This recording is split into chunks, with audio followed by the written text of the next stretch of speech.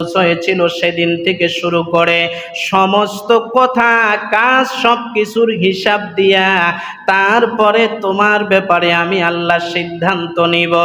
এইবার বলেন তো, হায়াতের জিন্দেগির সব বিষয় যদি আল্লাহর সামনে দাঁড়ায়া হিসাব দেওয়া লাগে, তাহলে কি আল্লাহর নাফরমানি করব নাকি আল্লাহ তাআলার গোলামি করব?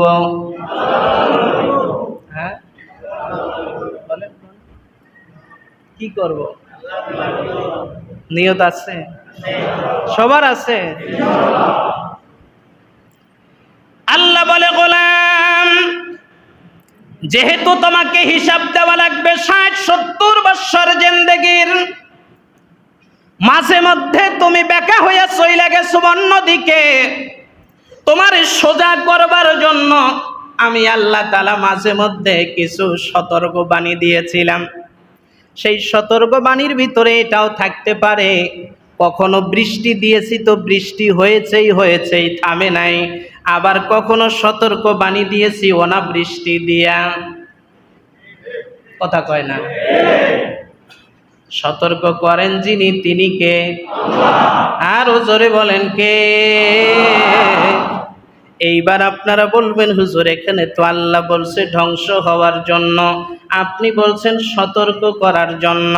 মুফাসসিরিনে কেরাম 4টা ব্যাখ্যা দিয়েছেন। কুতিলাল ইনসানু মা আকফারা। 1 নম্বর ব্যাখ্যা হচ্ছে আল্লাহ তাআলা এখানে ধমক দিয়েছেন ধ্বংস হবার জন্য নয়। সুবহানাল্লাহ বলতে ইচ্ছে করে নাই? তাহলে বলেন তো, 1 নম্বর কুতিলাল ইনসানু মা আকফারাম, এখানে যে ধ্বংসের কথা বলছে ধ্বংস হবার জন্য নাকি সতর্ক করার জন্য? বুঝেন নাই? সবাই বলেন। কাদেরকে? আরে না, বাড়ির গরু ছাগল আছে না, কাদেরকে? সতর্ক হবার জন্য দিয়েছেন। মুফাসসিরিনে কেরাম বলেন 1 নাম্বার সতর্কবাণী দিয়েছেন যাতে করে তোমরা ফিরে আসো, আল্লাহর নাফরমানি যেন না করো। আল্লাহর নাফরমানিতে যখন দুনিয়া ভরে যায়, তখন এই রকম আল্লাহ তাআলা বিপর্যয় বিপদ ওই দেশে রাষ্ট্রের ভিতরে দিয়ে দেয়। সতর্ক হবার জন্য তাহলে এখন আমাদের যেই অবস্থা চলতেছে, অনাবৃষ্টি, হাজার মানুষ নয় লক্ষ মানুষ দোয়া করছে, কান্নাকাটি করছে, তারপরেও বৃষ্টি হয় না। এই বৃষ্টি না হওয়ারও কিছু কারণ আছে। তন্মধ্যে একটি কারণ আল্লাহ সতর্ক করতেছে, দেখি তোমাদের ক্ষমতাটা কতটুকু, 1 ফোঁটা বৃষ্টি দিয়া দেখাও না, দেখাও। ওখানে শক্তি কারো চলে না। আল্লাহ বলে, গোলাম কেন দিলাম? সেইটা কি একটাবার চিন্তা কইরা দেখছো? এখন বৃষ্টি নাই, এখন মাঠের দিকে দৌড়াও। এখন বৃষ্টি হয় না, এই জন্য ইমাম সাহেবের কাছে দৌড়াও। এখন বৃষ্টি হয় না, আলেম সাহেবের কাছে গিয়ে পরামর্শ চাও। কিন্তু যখন আমি আল্লাহ তাআলা 12 মাসের সেরা মাস তোমাদেরকে দিলাম রমাদান মাস, ওই মাসে যখন ইফতার মাহফিলের মতো বরকত মাহফিলগুলি বন্ধ করা হইল, তখন তো তোমরা ইমাম সাহেবের কাছে পরামর্শ চাও নাই, হুজুর কিভাবে করে ইফতার মাহফিল বাড়ানো যায়। তখন ইমাম সাহেবের কাছে যাও নাই। যখন কোরআনের 10 বিশ্ববিদ্যালয় থেকে কোরআনের দর্শ দেওয়া ব্যক্তিটাকে মুখটাকে থেতলিয়ে দেওয়া হলো, দাঁত ভেঙে দেওয়া হলো, ওই সময় তোমাদের উচিত ছিল মুসলিম হিসাবে, মানুষ হিসাবে প্রতিবাদ করা, কিন্তু করো নাই। ওই সময় ইমাম সাহেবের কাছে, খতিব সাহেবের কাছে, মাদ্রাসার প্রিন্সিপাল সাহেবের কাছে যাইয়া বলো নাই। অথবা মাদ্রাসার উস্তাদরা সব সময় কোরআন পড়েন, আপনারাও প্রতিবাদ করেন নাই। এই জন্য আল্লাহ তাআলা রাগ হইয়া গেছেন। রাগ হইয়া একটু আমাদেরকে সতর্কবাণী যে এখন যেইভাবে কান্দ, ওই সময় যদি কাঁদতা তাহলে অনাবৃষ্টি থাকতো না। সতর্কবাণী আল্লাহ তাআলা দিচ্ছেন। আল্লাহ বলে, গোলাম এখন বৃষ্টির জন্য তোমরা বৃষ্টি দাও আল্লাহ, বৃষ্টি দাও।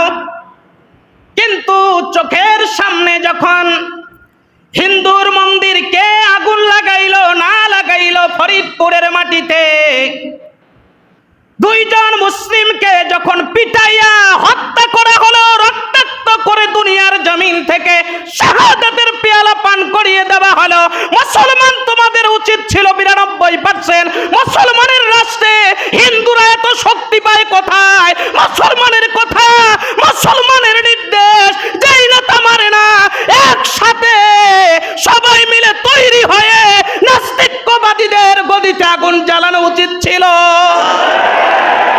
এটার জন্য তোমরা প্রতিবাদ করো নাই, বরং যেই আলেমরা প্রতিবাদ করছে তাদের বিরুদ্ধেই তোমরা লেগে পড়েছ। যেই আলেমরা, যেই জনপদের লোকেরা মিছিল করতে গেছে, দেখলাম আমরা তাদের বুকটাই ঝাঁঝরা করে দেওয়া হয়েছে। আল্লাহ বলে, গোলাম রক্ত ঝরাইয়া কাঁদলো যারা, জীবন দিয়ে শহীদ হয়ে গেল যারা, তাদের পক্ষে তোমরা দাঁড়াও নাই, এজন্য আমি আল্লাহ রাগ হইয়া তোমাদেরকে বৃষ্টি দিব না। কারণ জালিমদের বসবাস থাকে যেখানে, আল্লাহর রহমত থাকে না সেখানে। এটাই তার বাস্তব নমুনা। কত আল্লাহর ওলিরা দোয়া করছে, কান্নাকাটি করছে, কিন্তু কাজ হয় না কেন? আপনি একটাবার বিবেকের কাছে বিবেক খাটায় দেখেন। মুসা আলাইহিস সালাতু ওয়াস সালাম, তিনার সময় বৃষ্টি হচ্ছিল না, তিনি তার উম্মতদেরকে নিয়ে, হাজার হাজার উম্মতকে নিয়ে মাঠে চলে গেলেন। মাঠে চলে যাবার পরে ইস্তিসকার নামাজ পড়ে আল্লাহর কাছে রুনাজারি করছেন, আল্লাহ তুমি বৃষ্টি দাও। কিন্তু বৃষ্টির কোনো আলামত যখন পাওয়া যায় না, মুসা আলাইহিস সালাতু ওয়াস সালাম আরো কান্না বাড়ায়া দিয়ে দেয়। কান্না যখন মুসা আলাইহিস সালাম বাড়ায়া দিয়ে দিল, আল্লাহ তারপরেও বৃষ্টি দেয় না। মুসা আরো কান্না বাড়ায় দিয়ে দেয়, আল্লাহ তুমি যদি বৃষ্টি না দাও, আমাদের দেওয়ার মালিক কি আরো কেউ আছে নাকি? আর তো কেউ নাই, তোমার রহমতের দরজাটা আমাদের জন্য খুলে দিয়ে দাও।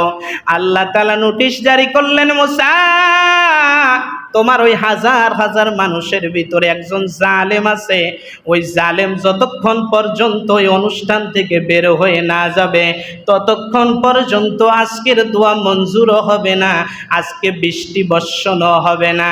এখন বলেন তো, আমরা যারা দোয়া করতে যাই, আমাদের পিছনে হাত তুলে জালিমের অভাব আছে নাকি? সকালবেলা ভাইরে ঠকাইয়া উড়িও গেছেন দোয়ায় হাজির হইতে, ভাইয়ের জায়গা সম্পত্তি আত্মসাৎ কইরা, আত্মীয় স্বজনের জায়গা আত্মসাৎ কইরা উনিও গেছে বলে আল্লাহ বৃষ্টি দাও, বলে শয়তান যা যা বেরো।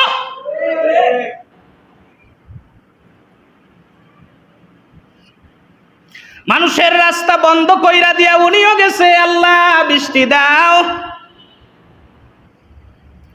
মানুষের টাকা মাইরা খায়া, রিক্সা চালক, দিন মজুর, কুলি, এদের টাকা মাইরা খায় আত্মসাৎ কইরা উনিও বলে আল্লাহ বৃষ্টি দাও। নাকি নাই?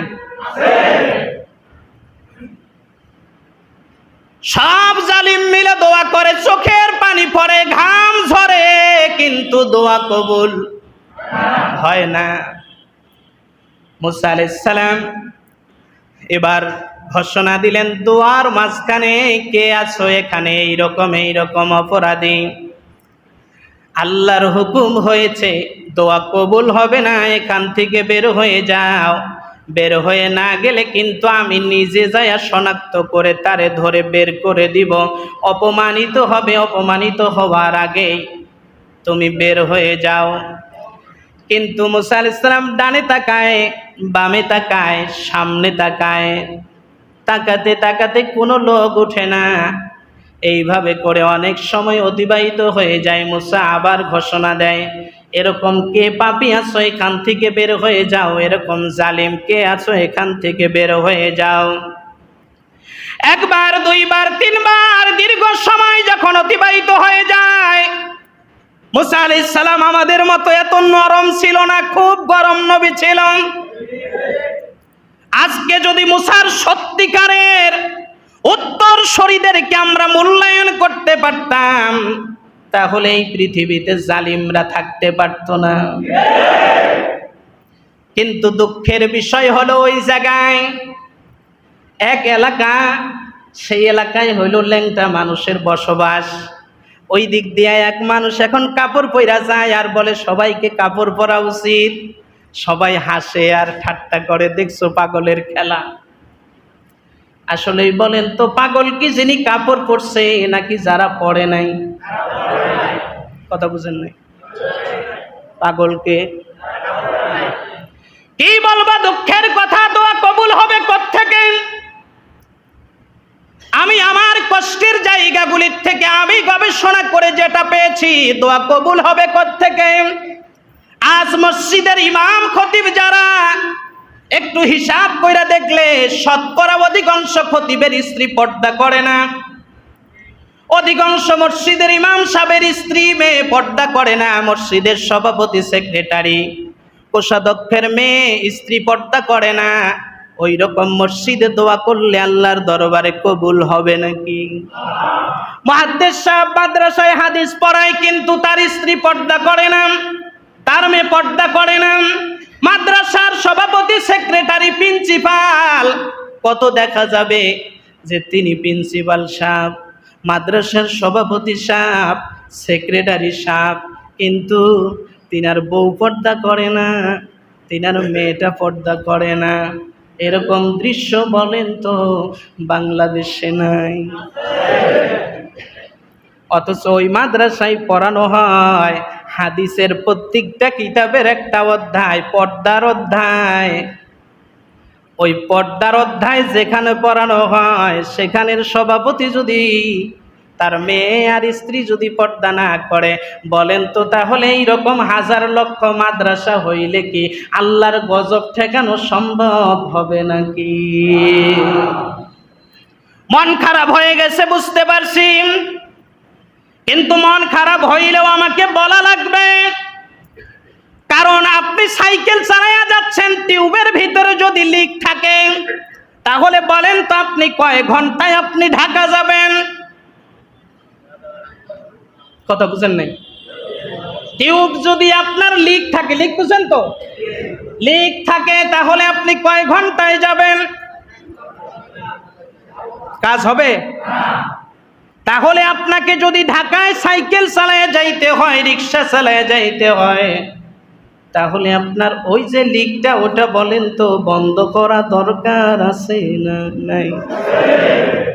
এখন যদি ওই লিক বন্ধ না কইরা আপনি যদি কোন আমি দেশের ক্ষমতাধর, লিকের কথা করছে কে, বলছে কে, ওরে ধর আর মার আর সাইজ কর। মসজিদের ইমাম সাহেবই তো বলছে, বলে ইমামতি দেখাইয়া ফালা। কথা কয় না? ইমামতি খাইয়া ফালা, খতিবগিরি খাইয়া ফালা। আচ্ছা বলেন তো, ইমামতি খাওয়া যাইতে পারে, খতিবগিরি খাওয়া যাইতে পারে, কিন্তু তার ঢাকা যাওয়া কি সম্ভব হবে নাকি? আপনার ইমানের পাওয়ার দিয়া যেই জায়গায় আপনি বৃষ্টি নামায় নিয়ে আসবেন, ওই জায়গায় যদি আপনার যদি লিকের পরিবর্তে পাংচার হয়ে থাকে, আগে কি ওইটা বন্ধ করা দরকার, নাকি আগে দোয়া কইরা দুনিয়া পাগল করা দরকার? কোনটা দরকার? হ্যাঁ, মূল জায়গা চিনে রাখেন। এই জায়গাগুলি যদি আমরা বন্ধ করে দিতে পারি, দোয়া কবুল হইতে দেরি হবে না। মুসা আলাইহিস সালাতু ওয়াস সালামের কথা যেটা বলছিলাম, তিনি ডানে বামে তাকায় দেখলো কোনো মানুষ উঠে না, কিন্তু আল্লাহর পয়গম্বর আকাশের দিকে যখন তাকিয়েছে, আকাশ মানে তাকিয়ে দেখে আকাশের ভিতরে মেঘ জমে গেছে, একটু পরেই মুষলধারে বৃষ্টি শুরু হয়ে গেছে। মুসা আলাইহিস সালাম আবার দুখানি হাত তুলে ডেকে বলে, মালিক বললা কি আর হইল কি? উষা চেয়ারে বসাইয়া সম্মান দিলা, উষা জায়গায় বৈশা হুকুম করলাম বের হয়ে যাওয়ার জন্য, কিন্তু কোনো জালেম তো বের হয়ে যায় নাই। তুমি বস কিভাবে করে আবার বৃষ্টি বর্ষণ কইরা দিয়ে দিলা? আল্লাহ তাআলা জিবরাইলের মাধ্যমে মুসারে বলে, মুসা রে, ওই বান্দারে যখন তুমি বলছো, ওই বান্দা এবার আমি আল্লাহর দরবারে নেটওয়ার্ক লাগাই দিয়ে এবার কান্না শুরু কইরা দিছে, আল্লাহ ও আল্লাহ, এত মানুষের সামনে আমি বেজ্জতি জিল্লতির সামনে নিয়ে বের হতে পারবো না, হয় আমার মউত এখানে দাও, আর না হইলে আমি সিদ্ধান্ত নিয়েছি জীবনে জুলুম করব না, জীবনে পাপের কাজে আর পা বাড়াবো না। মালিক তুমি আমারে এখন কবুল কইরা নিয়ে নাও। ও মুসা, এত মানুষের সামনে ওই বান্দা যখন গোপনে আমার সাথে নেটওয়ার্ক লাগাইয়া দিয়া কান্দে, বলো আমি আল্লাহ কেমনে পারি সহ্য করতে রে? আমি আল্লাহ তো বড় আদর কইরা বানাইছি, আদর কইরা বানানোর কারণে তার দোয়াটা কবুল কইরা আমি বৃষ্টি নামাইয়া দিয়ে দিছি। একজন জালিমের কারণে যদি বৃষ্টি না হয়, তাহলে হাজার শত জালিমরা মিলে দোয়া করলে কি বৃষ্টি হবে নাকি? বৃষ্টি হওয়ার সম্ভাবনা আছে নাকি? তাহলে আমাদেরকেও তওবা করতে হবে, ফিরে আসতে হবে জুলুমের জন্য, গুনার জন্য। নিজের উপরে অত্যাচার করেছি, যা কিছু করেছি, আল্লাহ বলে লা তাকনাতু মির রাহমাতিল্লাহ, ও বান্দা আমার রহমত থেকে নিরাশ হয়ে যাস না। যদি তুই ফিরে আসিস, আমি ইন্নাল্লাহা ইয়াগফিরুয যুনুবা জামিআ, তোর জীবনের সব গুনাহ মাফ করে দিয়ে দেব। চিৎকার দিয়ে বলেন সুবহানাল্লাহ। এইবার আসেন তাহলে, আল্লাহ তাআলা বলছেন কুতিলাল ইনসান, মানুষ বড় অকৃতজ্ঞ, মা আকফারা, এই মানুষগুলি বড় অকৃতজ্ঞ, তারা ধ্বংস হয়ে যাক। এক নাম্বার ব্যাখ্যায় কি পেলাম তাহলে? আল্লাহ ধ্বংস হইতে বলছে নাকি আমাদেরকে সতর্কবাণী দিয়েছে? আল্লাহ বলে বারবার বলছি সুদ খাস না, তারপরেও খাইছস, আমি তোরে সতর্কবাণী দিছি। আমি বারবার বলছি তুই যাকাত দে, যাকাত দিলে তোর শরীরও আমি আল্লাহ তাআলা আগুন দিয়ে পুরাবো না, তোর মালও আমি আল্লাহ তাআলা আগুন দিয়ে পুরাবো না, জমিনটাকেও আমি আল্লাহ আগুন দিয়ে পুরাবো না। যাকাত দেওয়া যদি বাদ দিয়ে দাও, শরীর পুরবে, জমিন পুরবে, তোর টাকা পুরবে, তোর অর্থ সম্পদ পুরবে। এখন পুরে কি পুরে না? আল্লাহ বলে গোলাম কুতিলাল ইনসানু মা আকফারা, আল্লাহ বলেন ধ্বংস হয়ে যাক, মানুষ ধ্বংস হয়ে যাক। মুফাসসিরিনে কেরাম বলেন আল্লাহ ধ্বংস হওয়ার জন্য বলেন নাই, আল্লাহ ধমক দিয়েছেন। সুবহানাল্লাহ বলবেন, আরো জোরে বলেন সুবহানাল্লাহ। এখন কথা প্রসঙ্গে, ছোটকাল আমাদের সবারই গেছে নাকি যায় নাই? ছোট্ট সময় দেখা যায় আব্বা একটা কাজ দিয়ে দিত, সেই কাজটা থাকতো অধিকাংশ সময়। এখন তো গার্মেন্টস সেক্টর এলাকা, গ্রামগঞ্জের ছেলে পেলে যারা, তারা বেশি ভালো বুঝবেন। ছেলে বয়সে আব্বা যাইতো গরুর হাল নিয়ে জমিনে, আর বইলা যাইতো পান্তা ভাত, কাঁচা মরিচ আর পেঁয়াজ কাইটা দিও আমার আব্দুল্লাহর কাছে, ঠিক না? মনে পড়ে? সকাল 10টার সময় নিয়ে যাওয়ার কথা। এখন আমি ঘুমের থেকে উঠছি, আব্দুল্লাহ ঘুমের থেকে উঠছে, ওইটা সুন্দর মতো। আমাদের তো পান্তা ভাত চলতো না, গরম ভাত মা দিত, খাইতাম, খাওয়া দাওয়া কইরা। হঠাৎ কইরা বাবার কথা মা বইলা দিত, তোর আব্বা বইলা গেছে পান্তা ভাত কয়টা, এই যে বলের ভিতরে দিছি, একটা প্লেট দিয়ে যে বাইদা দিছি, মাথায় করে নিয়ে জগের ভিতরে পানি লয়ে যাবি, ঠিক না? মনে পড়ে? এমন সময় মনে করেন আব্দুল্লাহর ফোন আসছে, 10টার সময় তুই চৌরাস্তা আসবি। এখন বাবার হুকুম আগে নাকি দোস্তের কথা আগে? ওই সময় বাবার হুকুমের বেল আছে, দোস্ত কইছে কিয়ামত হয়েছে, দিকে তো দোস্তর কথা ফালাবো না, চলে গেছে। মা তো এইদিকে গরুর গোবর ফেলানি অমুক তমুক কাজ কাম নিয়ে ব্যস্ত। মা তো ভাবছে যে পোলা মনে হয় সময় মতো লইয়া গেছে। এইদিকে আব্বাজান, তাদের হাতে ঘড়ি নাই, তাদের আছে হালুয়া পেন্টি।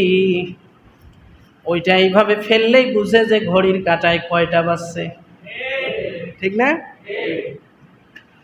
ঘড়ির কাঁটায় উনি বুঝতে পারছে যে কিরে 10টার জায়গায় 12টা বাজে। এখন আব্দুল্লাহ পান্তা বাদার কাঁচামরিচ নিয়ে আসে না। গরুর হাল 12:30টায় ছাইরা দিয়ে আব্বা নাঙ্গল জোয়াল কাঁধে লইয়া, হালুয়া পেন্টিটা হাতে লইয়া গরুগুলারে পিটাইতে পিটাইতে সামনে লইয়া যায়। বাড়ির কাছে গিয়া গরুগুলারে, ওই যে গরুর পানি দেয়, ওটারে কি বলেন আপনারা? হ্যাঁ, ওই শাড়ির ভিতরে পাশে বাইধা দিয়া আব্বা নাঙ্গল জোয়াল রাইখা কিন্তু হালুয়া পেন্টি ছাড়ে নাই। ওইটা লইয়া ঘরের বাড়িতে ঢুইকে কয়, আব্দুল্লাহর মা আর কয় না, আব্দুল্লাহরেও ডাকে না, বলে কিরে কে কোথায় গেছিস, ঠিক না? মানে খুব আওয়াজ। মা বুঝলো কিরে এত রাগ কেন? কয় কি হয়েছে? কি হয়েছে মানে তোরে কইছিলাম কি আর করছিস কি? নাকি না তরে কইয়া গেছি কি আর করছিস কি? কি কইছেন? ভাত লয়ে যাইতে কইছেন কেন? আব্দুল্লাহ নিয়ে যায় নাই? ভাত লয়ে গেছে না? মা আসতে কইরা দরজা আছে, ঘরের দরজাটা ফাঁকা কইরা দেখেছে যেই টেবিলের ভিতরে যেমনে ভাত বাইন্দা দিয়ে রাখছিল ওইভাবেই আছে। কথা কয় না? বুঝছে ছেলে তাইলে আর বাবার কথা মায়ের কথা শুনে নাই। বলছে ঠিক আছে, পোলাবান মানুষ ভুল করে ফেলেছে, আপনি একটু হাত মুখটা ধুইয়ে খাইয়ে ফেলেন। বাবা বলে পোলাবান মানুষ ঠিক আছে, তবে কথা শুইনা রাখ। কথা হইল খামু ঠিক আছে, আর তুই একটা কথা মনে রাখিস, আব্দুল্লাহ যেই ছেলে আমার কথা শুনে না আমার বাড়িতে, ওই ছেলে যেন আর উঠতে না পারে। মা বলে আচ্ছা ঠিক আছে খান। খাইছে, খাইয়ে দেয় আব্বা অন্য কাজে চলে গেছে, বন্ধুর সাথে আড্ডা উড্ডা মাইরা 3টার সময় আবার আব্দুল্লাহ বাসায় এসে হাজির হয়েছে। বাসায় আইসা বলে মা খবরদার কথা কবি না, হয় কিনা? কেন মা কেন? তোরে কইছিলাম কি, তোর আব্বাই কি রাগ কইছে তুই জানোস? তাড়াতাড়ি ভাত কয়টা শার্ট প্যান্ট খুইলা ভাত কয়টা খায়া তাড়াতাড়ি বাইরে যা, নাহলে যদি তোরে আজকে পায় তো খবর খারাপ আছে। প্যান্ট শার্ট আব্দুল্লাহ খুলতে মিলতে এইদিকে আসরের সময় হয়ে গেছে। রান্নাঘরে ঢুকছে খাইতে, অমনি সময় বাবা এসে হাজির, কারণ আজান দিচ্ছে যাইতে হবে কোথায়? মসজিদে। ওযু কইরা দেখে যে কিরে রান্নাঘরে শব্দ হয়, আস্তে করে ফুসি দিয়ে দেখে যে আব্দুল্লাহ। আমাদের আত্মায় ওই সময় পানি থাকে না, যে আজরাইল আসলেও এত ভয় পাইতাম না, ঠিক কিনা? হাসির খোরাক দিচ্ছিলাম, আব্বা বলে শোন, যেই ছেলে আমার কথা শোনে না ওই ছেলের খাবার আমার ঘরে হবে না, তাড়াতাড়ি বের হইয়া আমার বাড়ির থেকে চইলা যা। কতক্ষণ না কেন?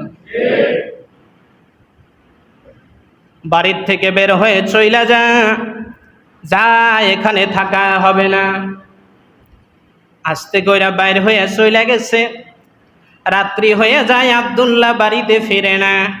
মা জননী রান্না বাড়ি ঠিকই করছে, ভাতের প্লেট হাতে নেয়, একবার ভাতের পাতিলের কাছে চামিচ লয়ে যায়, একবার তরকারির পাতিলের কাছে চামিচ লয়ে যায়, ভাতও উঠায় না, তরকারিও উঠায় না, খায়ও না। আল্লাহ বলে গোলাম, মায়ের ভিতরে এই যে ভালোবাসা, এই মহাব্বত, এটা পৃথিবীর কোনো মানুষ দেয় নাই, এটা দিয়েছি আমি আল্লাহ। খায় না। এবার স্বামী ডেকে বলে কি ব্যাপার, তুমি দেখি খাও না? বলে কেমনে খামো, পোলাডারে বাইরে রেখে গিয়ে খাইতে পারি নাকি? আমি বাবা দেখছি, কিন্তু এরকম নিষ্ঠুর বাবা দেখি নাই যে ছেলেরে বাইর করে দিয়ে দেয়। ওই আমি কি ভাবছিলাম যে ও বাইর হয়ে যাইবো, আমি তো একটু ধমক দিছিলাম। আল্লাহ বলে কুতিলাল ইনসানু মা আকফারা, ধ্বংস হয়ে যা বান্দা, ধ্বংস হয়ে যা। আমরা বললাম ধ্বংস হয়ে যাব, তাহলে আমি বের হয়ে গেলাম। আল্লাহ বলে কই যাবি? ইয়া মা'শারাল জিন্নি ওয়াল ইনসি ইন ইসতাতা'তুম আন তানফুযু মিন আকতারিস সামাওয়াতি ওয়াল আরদি ফানফুযু লা তানফুযুনা ইল্লা বিসুলতান।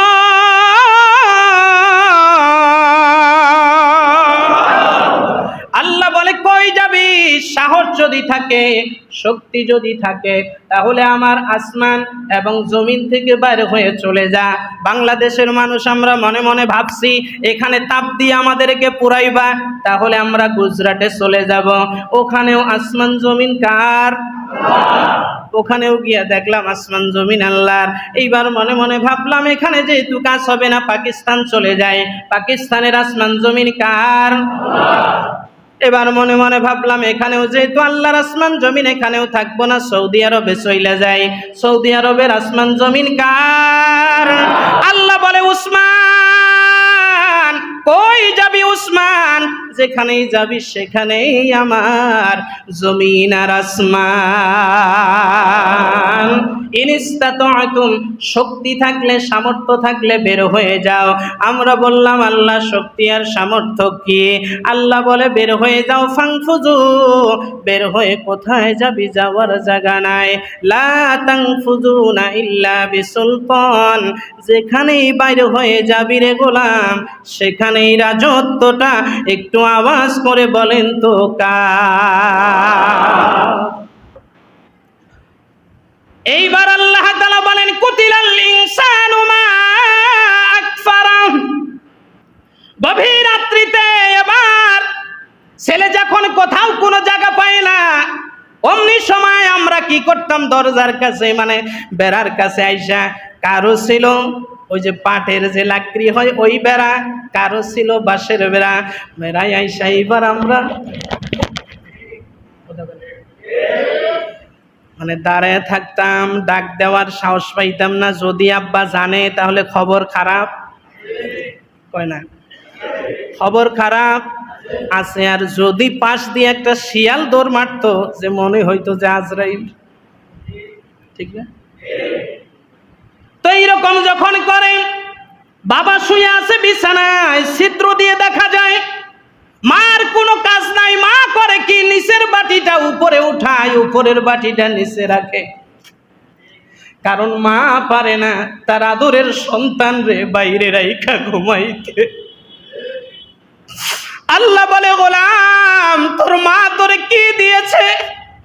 মাত্র তোরে 10 মাসের মতো পেটে ধারণ করেছে, আর 2 থেকে 2.5 বছর তোরে দুধ পান করিয়েছে। এই মমতায় যদি তারে ঘুমাইতে না দেয়, আমি আল্লাহ তোরে আদর করে বানাইছি, তোরে ধ্বংস করার জন্য নয়। মাঝে মধ্যে আমি আল্লাহ তাআলা তোরে সতর্ক বাণী দেই, তুই যেন আমার দিকে ফিরে আসো রে বান্দা। তুই আমার দিকে ফিরে আসবি, তুই আমার কাছে মাথা নুয়ে দিয়ে বলবি আল্লাহ আমি বড় অপরাধী। তোর চোখের পানি জমিনে পড়তে দেরি, তোর জীবনের পাপ মোচন হতে দেরি হবে না। মা এবার যখন এরকম করে, এবার বাবা বলে কি ব্যাপার, তুমি কি ঘুমাবা না? বলে হ্যাঁ ঘুমাবো, আপনি ঘুমান। অমনি সময় আমরা আবার আওয়াজ করেছি। মা বলে ওই র বিড়াল দাঁড়া, এই বিড়ালটা খুব দুষ্ট। র বইলা দাঁড়া বইলা আমাদের বুঝাইছে, তোর আব্বার কারণে দরজা আমি বন্ধ রাখছি, কিন্তু দাঁড়া তোর বাবা ঘুমায় গেলে আমি তোর দরজা খুইলা দেব, আমি তোর জন্য তোর দরজা খুইলা দেব, তুই একটু দাঁড়া। আমি তোর মা তোর বাইরে রাইখা ঘুমাইতে পারবো না, ঘুমাইতে পারবো না রে ছেলে, তুই একটু দাঁড়া। আর দুষ্ট বইলা এই কথা মা বুঝায়, বাবা যেন বুঝতে না পারে যে আমার ছেলে এসেছে।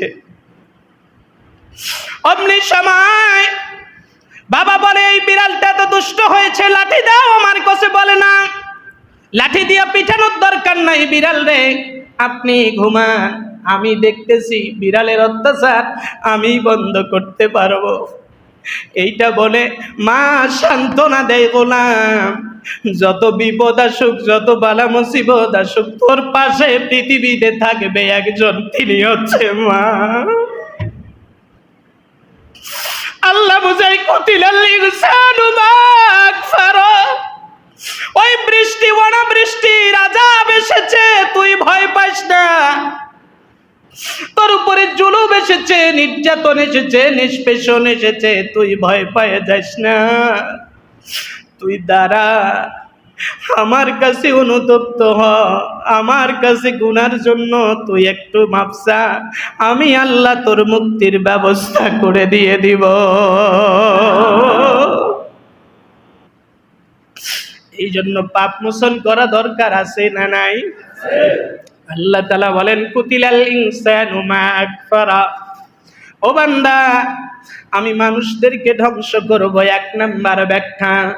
আমি আল্লাহ তাআলা ধ্বংস হওয়ার জন্য তো বলি নাই, আমি সতর্কবাণী দিয়েছি তুই যেন আমার দিকে ফিরে আসো। এমন সময় বাবা ডাক দিয়া প্রিয় বলে, প্রিয়তমা স্ত্রী, ঘুমাইতে যাই কিন্তু ঘুম তো আসে না। এবার স্ত্রী ডেকে বলে, কেন ঘুম আসে না? বলে, ছেলেটার কথা বারবার মনে হচ্ছে, আমি বের করে দিয়েছি। মা বলে, কেন বাইর করে দিলেন বলেন না? বলে, বাইর করে দেওয়ার ইচ্ছা ছিল না, রাগের মাথায় বইলা ফেলছি। ও যেন সতর্ক হয়ে যায়, আমার হুকুমটা যেন মানে, ও যেন বন্ধুর আড্ডায় পড়ে নষ্ট হয়ে না যায়, ও যেন দুনিয়ার লোভ লালসায় পইরা যেন তার চরিত্রটা নষ্ট কইরা না দেয়, দুনিয়ার প্রেম প্রীতি ভালোবাসায় দুনিয়ার লোভে পইরা যেন জিন্দেগি বরবাদ কইরা না দেয়, ও যেন আমাকে একটু ভয় করে হইলে ও যেন একটু ঠিক থাকে। এই জন্যই তো বিবি বলছিলাম। এবার স্ত্রী ডাক দিয়ে বলে, স্বামী তাহলে যাও না, ছেলেটারে একটু খুঁজা বাইর করে নিয়ে আসো না। আমাদের দিলের ভিতরে এমন ভয়, আব্বা যদি বাইর হয় না জানি কি দুরবস্থা হয়ে যায়, চুপচাপ কইরা আটো সাটো হয়ে বইসা থাকি। এবার অমনি সময় আব্বা বাইর হইয়া গিয়া যখন যাবে, ভয়ে যখন আমরা একটু লড়াচড়া দেই, আব্বা ওই দিকে দৃষ্টিটা যাওয়ার সাথে সাথে আমাদেরকে দেইকা ফালায়, হাতটা ধইরা ফেলে, ধইরা বলে, কত দূর ছিলি এতক্ষণ যাবত, কেন তুই দূরে ছিলি রে পোলা?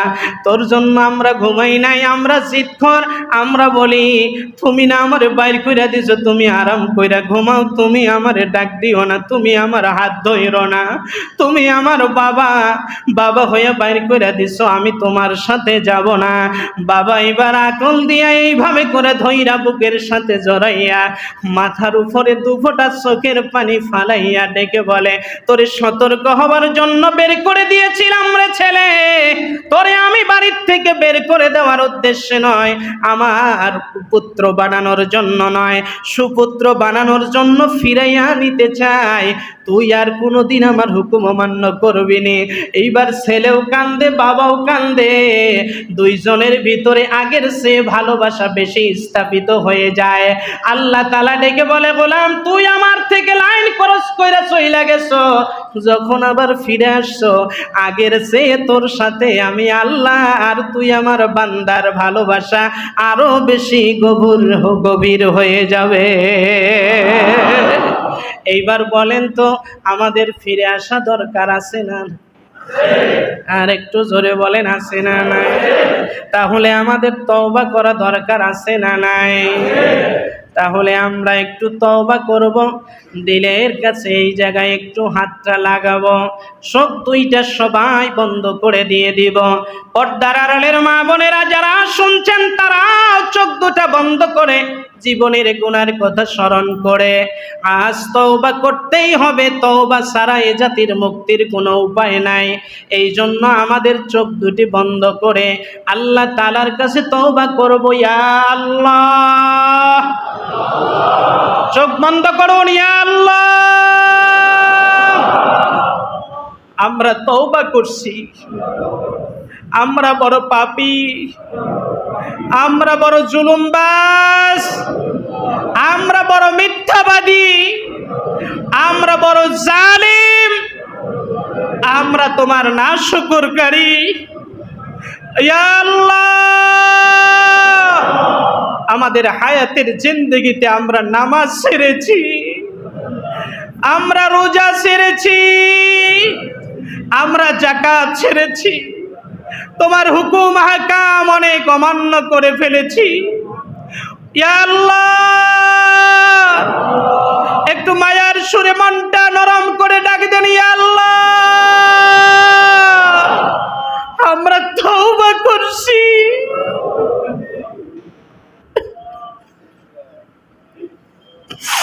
আমরা তওবা করছি,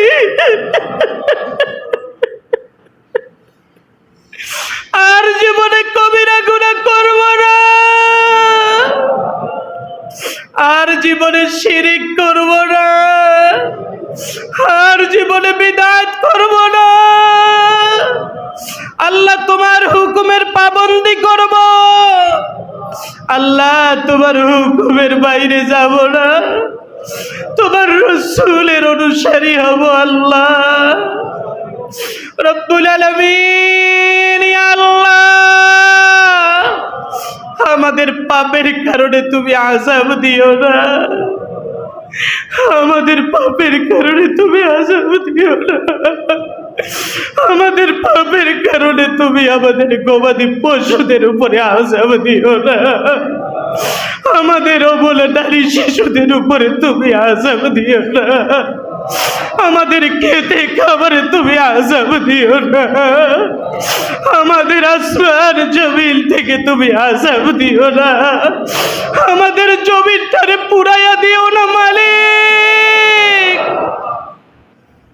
ইয়া আল্লাহ আমরা ওয়াদা করছি ফিরে আসবো, আমরা ওয়াদা করছি এখন থেকে পাপের কাজে পা বাড়াবো না, জিনা ব্যভিচার করব না, অন্যায় অপরাধ করব না, হারামের সাথে সম্পৃক্ত থাকব না, আল্লাহ তোমার দাসত্ব গোলামি ছাড়ব না, আল্লাহ তোমার রাসূলের আদর্শ ছাড়ব না।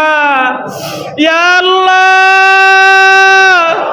একটু সবাই মায়ার সুরে শাহাদাত একগুলো উঁচু করে বলেন, ইয়া আল্লাহ, ইয়া আল্লাহ,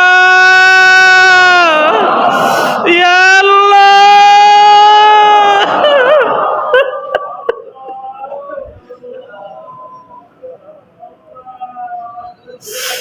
আল্লাহ তুমি আমাদেরকে এতিম বানিয়ে রাখছো। আল্লাহ, আল্লাহ মাজলুমের আর্তনাদের কারণে আযাব, মাজলুমের আর্তনাদের কারণে গজব। আল্লাহ, আল্লাহ আমরা তো মাজলুমের পক্ষে দাঁড়াতে পারিনি। আল্লাহ, আল্লাহ জালিম বইলা ডাক দিও না, আল্লাহ জালিম বইলা ডাক দিও না। আমরা স্বীকৃতি দিচ্ছি তুমি ছাড়া আমাদের আর কোনো মাবুদ নাই, তুমি ছাড়া আর কোনো ইলাহ নাই, তুমি ছাড়া আমাদের আর কোনো স্রষ্টা নাই, তুমি ছাড়া আমাদের আর কোনো আইনদাতা নাই, তুমি ছাড়া আমাদের আর কোনো বিধানদাতা নাই, তুমি ছাড়া আমাদের আর কোনো হেফাজতকারী নাই, তুমি ছাড়া আমাদের আর কোনো রিজিক দাতা নাই। ইয়া আল্লাহ, ইয়া আল্লাহ, ইয়া আল্লাহ তুমি মাফ না কইরা আমাদের বাহির কইরো না, আমাদের মাসুম না বইলা ঘোষণা দিও না। আল্লাহ মাসুম বইলা এখনই ঘোষণা দাও, আল্লাহ বেগুনা মাসুম বইলা ঘোষণা দিয়ে দাও। আল্লাহ দেশের উপরে রহম নাজিল করে দাও, সকলকে আল্লাহ হেদায়েতের বাণী দান করে দাও, সকলকে হেদায়েত নসিব করে দিয়ে দাও। আল্লাহ জীবনের চলার ক্ষেত্রে বলার ক্ষেত্রে ভুল ক্ষমা করে দাও, আল্লাহ ভুল ক্ষমা করে দাও, আল্লাহ ভুল ক্ষমা করে দাও, ভুল ক্ষমা করে দাও। আল্লাহ করুন সকলে আশহাদু আল্লা ইলাহা ইল্লাল্লাহু ওয়াহদাহু লা শারীকা লাহু ওয়া আশহাদু আন্না মুহাম্মাদান আবদুহু ওয়া রাসূলুহু। আল্লাহ আমরা সাক্ষী দিচ্ছি তুমি ছাড়া আর কোনো ইলাহ নাই, তুমি আমাদের একমাত্র রব, তুমি একমাত্র আল্লাহ, তুমি একমাত্র আল্লাহ, বালা মুসিবত থেকে রক্ষাকারী আল্লাহ, তুমি ছাড়া আর কোনো ইলাহ নাই, আর কোনো মাবুদ নাই, তোমার কোনো শরীক নাই। আমরা আরো সাক্ষ্য দিচ্ছি মুহাম্মাদুর রাসূলুল্লাহ সাল্লাল্লাহু আলাইহি ওয়াসাল্লাম তোমার বান্দা ও আমাদের প্রিয় রাসূল।